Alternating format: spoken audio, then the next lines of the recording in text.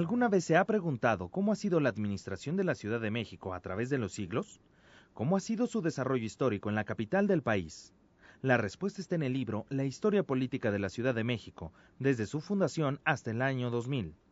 El coordinador de la publicación, el doctor Ariel Rodríguez, señala que una de las motivaciones para elaborar esta investigación es que no existía un compendio de la historia política de la Ciudad de México, además de que con mucha frecuencia se confunde la historia de la ciudad con la historia del gobierno nacional. Y los 9 autores que colaboramos en este libro, lo primero que quisimos subrayar es la posibilidad de diferenciar entre la historia política de la ciudad como tal y las complejas relaciones, por otra parte, con el gobierno nacional. Obviamente existen esas relaciones, obviamente son complejas, pero se puede discernir qué es lo político en la ciudad y qué es la política nacional que tiene lugar en el seno del gobierno nacional y por lo tanto en la Ciudad de México.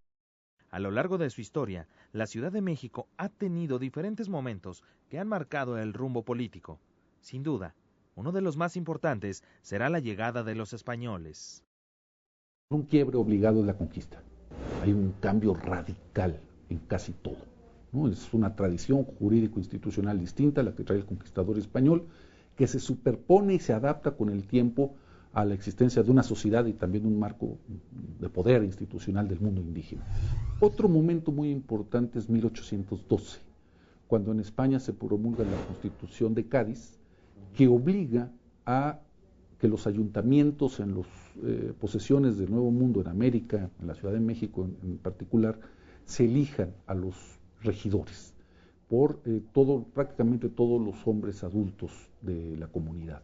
Entonces ahí hay un quiebre también porque se introduce el problema de la representación política moderna en la historia de la ciudad. En ese entonces, los criollos arrebataron el poder a los peninsulares, lo que significó un elemento de distensión en un conflicto muy importante en la historia de la ciudad. Otro momento fundamental es la abolición del sistema municipal en 1929, que retoma un antiguo proyecto porfirista de 1903, de tal suerte que la ciudad se federaliza, quiere decir, es gobernada directamente por el gobierno nacional, lo cual da lugar a una circunstancia muy particular. Entre 1930 y 1997 prácticamente, el jefe del departamento del Distrito Federal era un miembro del gabinete. La Ciudad de México se convirtió en una especie de secretaría para el gobierno nacional. El Ejecutivo Federal era el encargado de nombrar al titular de la capital y tenía el mandato de personas y un territorio. Esta situación se mantuvo hasta finales del siglo anterior. El otro gran quiebre es 1997, porque por primera vez en la historia de la ciudad se elige al gobernante por los ciudadanos. Y está tan cerca de nosotros todavía el 97 que quizás no hemos ponderado el gran peso que tiene, la gran ruptura que significa en términos de la historia política de la ciudad. Está conclusa, todavía no completamente acabada la reforma política, pero evidentemente 1997 es otro momento. Para 1988 se crea la Asamblea y con las elecciones del 97, la democracia política llega a la Ciudad de México. A pesar de que no se puede hablar de una línea en común en la historia política de la ciudad, el doctor Ariel Rodríguez destaca que siempre han existido preocupaciones. La Ciudad de México tiene una relación, por ejemplo, muy compleja con el agua que necesita para sobrevivir, que necesitan sus habitantes para beber, para asearse, etcétera, y con el agua que tiene que ser desechada de la Cuenca de México, por ejemplo. En muchos de los momentos de la historia política de la ciudad, el agua es un asunto prioritario, desde el México prehispánico a la actualidad. El otro asunto, obviamente, es la población. Con mucha frecuencia se nos olvida que el principal problema de gobierno es la población. Cuánta gente vive en un área determinada, si es mucha o es poca, etcétera. Quizás para los contemporáneos nos costaría trabajo reconocer algunas cuestiones demográficas que han impactado la historia política de la ciudad, pero por ejemplo, es muy importante y el lector lo va a poder reconocer en el capítulo respectivo en esta investigación. Hay un momento en que la ciudad se estanca demográficamente, por ejemplo, todo el siglo XIX. Entre la independencia y el porfiriato prácticamente no varía o varía muy poco el número de pobladores en lo que ya se conocía como Distrito Federal. Un aspecto fundamental en la política, sin duda, es la participación de la sociedad. Y esta ha estado presente desde tiempo atrás, como en 1812. 1812 es una explosión de ciudadanía. Es decir, la nueva legislación gaditana que obligó a elegir al Ayuntamiento de México permitió una irrupción de las clases populares en la elección del ayuntamiento. De hecho, hay un fenómeno que los historiadores llaman la política popular en la Ciudad de México, que más o menos dura de la consumación de la independencia hasta mediados de la década de 1830, donde los grupos populares tienen un papel muy intenso en la política de la ciudad. Así, se pueden registrar diferentes momentos históricos con una importante presencia de la ciudadanía, como en la época del maderismo. No es cierto que toda la revolución mexicana venga de afuera y la ciudad solamente lo reciba con pasividad.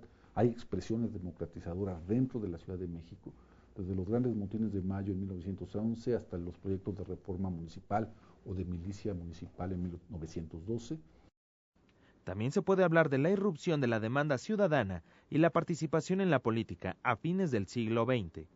Pero la tragedia de 1985 logró que se diera una de las aportaciones más importantes de la ciudad, hecho que ha sido estudiado en el extranjero: la respuesta social a los sismos, incluso como parte de un proceso de democratización de un sistema autoritario.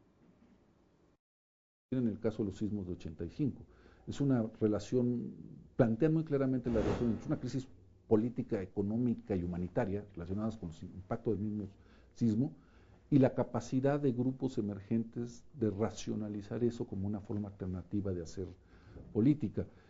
Ahí el oficialismo se quedó completamente al margen, no supo qué ofrecer a una sociedad muy lastimada, muy herida y que quería hacer cosas por su propio bienestar. Estas u otras razones fueron construyendo una sociedad vanguardista en muchos sentidos. En términos de políticas públicas que amplíen derechos, que reconozcan más derechos en los ciudadanos, la Ciudad de México sí ha tenido un papel vanguardista, lo sigue teniendo en estos momentos. Su legislación respecto a derechos humanos, respecto a matrimonios entre personas del mismo sexo, respecto a una serie de fenómenos, sigue siendo muy vanguardista y a veces casi única en el contexto de la República. El doctor Rodríguez advierte sobre la importancia de consolidar estas políticas que han dado libertades a diversos sectores. Pero, ¿qué tanto han influido en el desarrollo de la política aspectos como el cultural y el religioso? El experto señala que el proceso es cambiante según el momento del que se hable. Para el siglo XIX, digamos, para la crisis de independencia, la participación o la visibilidad cultural de la ciudad fue muy importante para desarrollar una serie o impulsar una serie de procesos. En otro tipo de coyunturas, por ejemplo, la Revolución Mexicana, la Ciudad de México queda subsumida a otras culturas políticas que no son propiamente las de la Ciudad de México. Es muy sabido que los grandes triunfadores en la Revolución Mexicana es el Grupo Sonora, ¿no?, que van a hegemonizar la política durante 2 décadas, al menos 3. El libro Historia Política de la Ciudad de México, publicado por el Colegio de México, en colaboración con diversos autores, ofrece sorpresas al lector, así como un compendio de temas, como los procesos electorales que se han vivido en este territorio.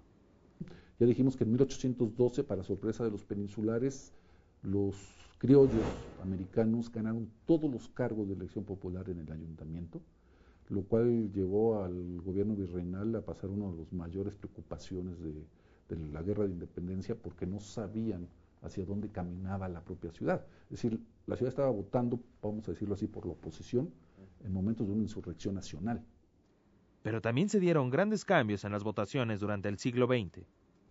La Ciudad de México fue más abstencionista que el resto de la República hasta 1967. Después de 1967, la Ciudad de México vota más que el resto de la República. En ambos casos se puede interpretar como ciertas formas de protesta callada respecto a los rasgos autoritarios del antiguo régimen, digámoslo así. Ariel Rodríguez considera que la política local todavía tiene que pasar por algunos ajustes, pero ha dado pie a procesos novedosos y significativos en la historia nacional. Esto es parte de lo que nos deja la historia, el desarrollo de la política en la Ciudad de México, que el lector podrá encontrar en esta publicación del Colegio de México. No estoy seguro si la historia enseña exactamente como algunos dicen que enseña, pero sí informa y sí nos enseña a razonar para resolver problemas que quizás sean novedosos siempre, ¿no? Entonces yo creo que para el lector o la lectora interesados, leer la historia política de la ciudad, desmantelar o descomponer ciertos prejuicios que existen va a ser muy importante. Un libro que busca conocer los procesos políticos que se han desarrollado a lo largo de la historia de la ciudad. Las relaciones entre la experiencia política local en la Ciudad de México y la de otras instancias, el gobierno nacional o el gobierno imperial durante los Habsburgo, los Borbones, durante el régimen español, o incluso con el imperio mexica como tal, no pueden reducirse a una explicación muy sencilla. Hay varios momentos, coyunturas que cambian el sentido de los acontecimientos. Quizás la conclusión más importante es que siempre hay que estar atento a la estructura política general, pero también a las circunstancias específicas que pueden cambiar el sentido de los acontecimientos. Esta publicación será un aprendizaje fundamental para el ciudadano, para conocer más de cerca la manera de gobernar, la participación de la gente y las aportaciones que ha dado la Ciudad de México al país.